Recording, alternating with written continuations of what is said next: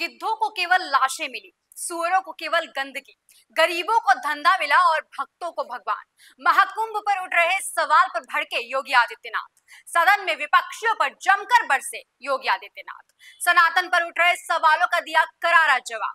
सनातन के सबसे बड़े समागम महाकुंभ पर उठ रहे सवालों का जवाब मुख्यमंत्री योगी आदित्यनाथ ने सदन में दिया और जवाब ऐसा दिया कि सवाल उठाने वालों के मुंह पर ताला लग गया। योगी ने ईंट का जवाब पत्थर से देते हुए उल्टा तंज कसा और कहा कि महाकुंभ में जिसने जो तलाशा उसको वही मिला है।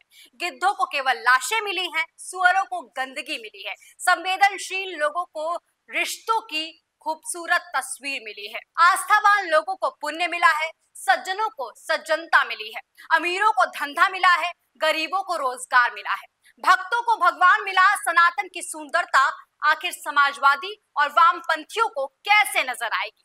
सुनिए जरा मुख्यमंत्री योगी आदित्यनाथ ने क्या कुछ कहा सदन में।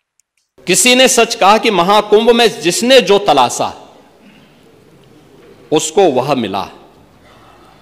गिद्धों को केवल लाश मिली, सुअरों को गंदगी मिली,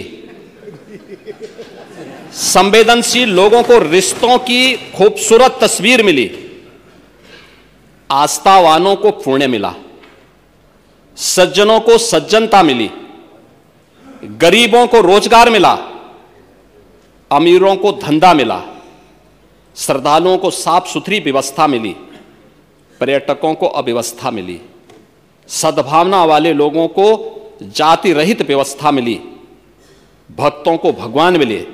मतलब सबने अपने स्वभाव और चरित्र के अनुसार चीजों को देखा है। सदन में मुख्यमंत्री योगी आदित्यनाथ बोल रहे थे, बाकी सब सुन रहे थे।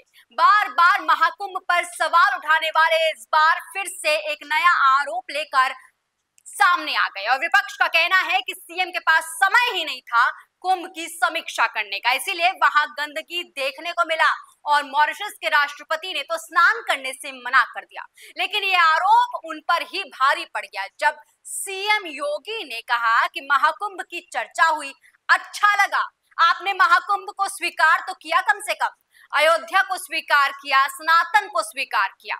इस करारे जवाब को सुन विपक्षियों की बोलती बंद हो गई। इससे पहले भी कई बार विपक्षियों ने महाकुंभ पर सवाल उठाए हैं और ना सिर्फ महाकुंभ पर सवाल उठाए हैं बल्कि महाकुंभ के अस्तित्व पर भी सवाल उठाए हैं। किसी ने बोला कि फालतू होता है कुंभ, कुछ नहीं होता है कुंभ, कुंभ जाने से कुछ नहीं होता है, तो किसी ने कहा कि महाकुंभ नहीं मृत्यु कुंभ है।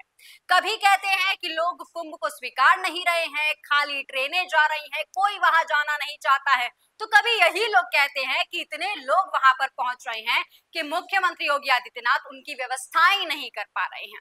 गंगा में डुबकी लगाने से क्या होता है, ऐसे भी सवाल पूछे गए हैं।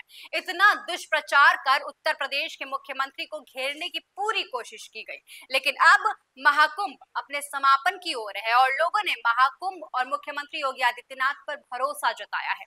तमाम अव्यवस्थाओं के बावजूद भी 62 करोड़ जनता वहां पहुंची है और महाकुंभ के पावन डुबकी लगाई है और इस बार इस आंकड़े पर विपक्षियों की बोलती बंद हो गई है।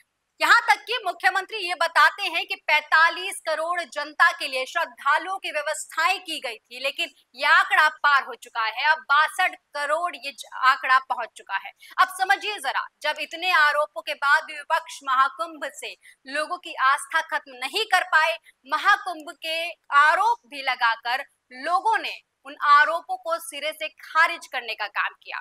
लोग आरोपों के बावजूद घर से निकल रहे थे, महाकुंभ पहुंच रहे हैं और पावन स्नान कर रहे हैं और योगी आदित्यनाथ की व्यवस्थाओं की तारीफ भी कर रहे हैं। ऐसे में जब उन्हें समझ नहीं आया कि अब कैसे घेरा जाए, कौन से सवाल किया जाए, तो सपा के नेता सामने आए और आरोपों के साथ कहने लगे कि भाई महाकुंभ में इतनी गंदगी है जहां पर मुख्यमंत्री योगी आदित्यनाथ ने ध्यान ही नहीं दिया, वहां जा ही नहीं पाए, उन्हें फुर्सत ही नहीं मिली। यहाँ तक कि ये भी कह दिया कि मुख्यमंत्री वहां पर जा नहीं पाए इसलिए वहां पे जायजा नहीं लिया और वहां की गंदगी अब फिलहाल बहुत ज्यादा है। मुख्यमंत्री को समय ही नहीं मिला कि वहां जाकर जायजा ले और इसीलिए लोग वहां जाने से अब कतरा रहे हैं। लेकिन इन सभी आरोपों पर मुख्यमंत्री योगी आदित्यनाथ ने करारा जवाब दिया है और विपक्षियों को मुंह तोड़ जवाब दिया है।